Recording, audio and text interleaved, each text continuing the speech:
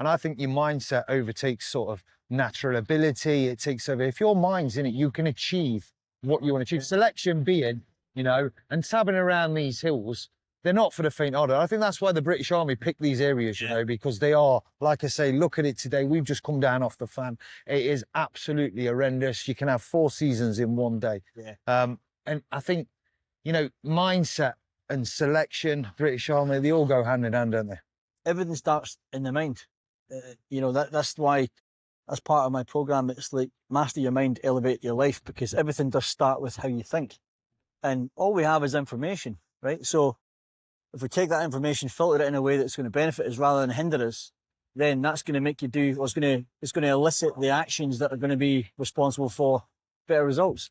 And it's a cyclical thing, you know, it's about how you train that mindset and make it more of your unconscious mind that thinks a certain way rather than being stuck in your head and overthinking things and, you know, telling yourself the wrong type of language. It's all about language. It's all about your inner dialogue. Yeah. And that's what gets you through. I mean, as a young 22-year-old, when I did selection, I was a young whippersnapper, you know. That is young, isn't it? 22. Yeah, there was me and another guy. There was one guy, my mate Chris, he was even younger than me. He was 21 when we did selection, so I wasn't the youngest. He came from the Marines, and we became, you know, best of pals. And you know, we were both the youngest lads in selection at the time. And as I said, I was 22 years old. It's probably a good thing, because when you're 22, you're naive, you are open to just being fucking thrashed. Yeah. Less to worry about injuries as well. Without questioning things. You just do what you're told. But I remember on selection just thinking, you know, you can be as physically ready as possible. And there were some absolute units on my selection.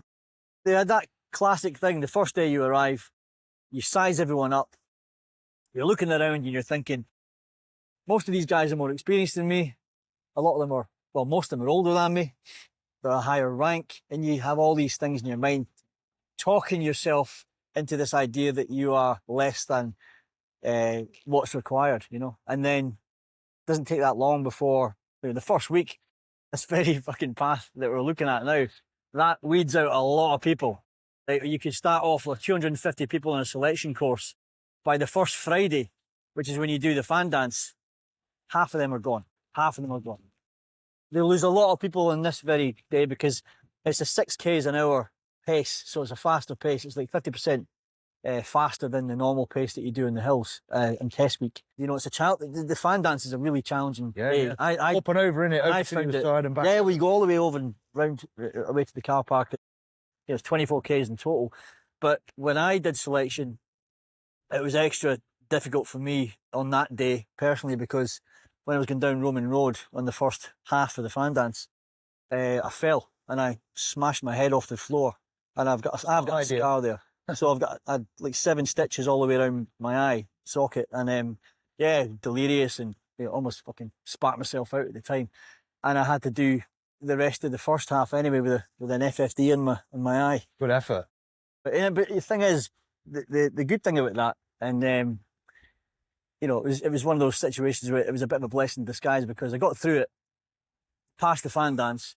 But then from that moment on, I think because I didn't jack and I kept going. And again, this is all mindset stuff, right? And I think at the core of that, for me anyway, was that I just wanted it so badly. You know, there was so much drive for me to get where I wanted to get into the regiment. There was also a big driver, no disrespect to my old unit, but at the time I was kind of fucking sick of the Green Army. And I didn't see a future in that at the time.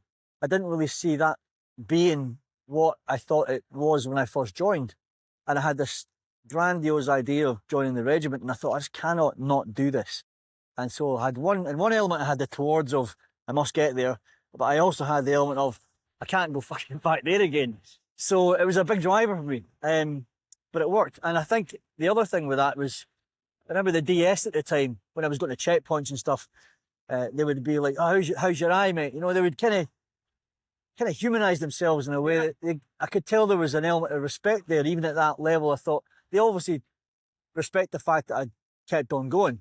So I think it did me a bit of a favour, you know. Yeah, absolutely. I mean, like I say, we all know, we've all heard the rumours about the hills phase. It's not for the faint-hearted. And again, like you said, quite rightly so there, you kind of touched on, and some of the fittest blokes I've ever encountered have gone on selection. And you know, that injury there, that could have quite easily been, a lot of people could have been an excuse to go. Yeah. But in your kind of circumstances, it kind of spurred you on to like to prove a point. Like you say, you can never, so I've heard, I've never been on it myself, but I liken, I'm not relating power edge training to Still hard. It's still hard training, but you do, and you can't. You look around and you see people, and you think, I wonder who's going to be here at the end. And you know what? Sometimes people, you think, I did not expect him. You know, you kind of say that about the same about selection. Exactly the same. When you're on day one, week one, you know, you look around and you're guessing who's going to be there. You're thinking who are the kind of super soldiers among them, you know, and it's never who you think it is. Yeah. Like the old grey man analogy of the guy who you don't really notice on day one, but then all of a sudden you're like, you keep on seeing this guy, and it's usually the guy who's like, he just doesn't look like your typical SF soldier. But they don't, do they? They all imagine they're going to be like 10 foot tall. And I'm not saying, I just want to point out that this is. Well, I am obviously you're not actually kind of elevated. You've kind of thrown me under the bus with that one.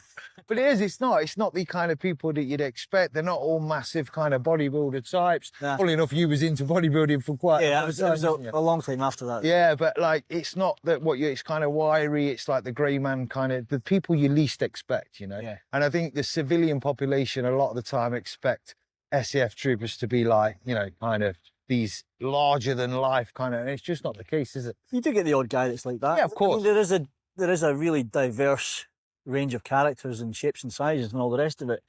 But yeah, I would say that you have this idea before you get there, and then that does change, and you get guys like me, you know, a young 22-year-old Lance Corporal from the RHF gets in.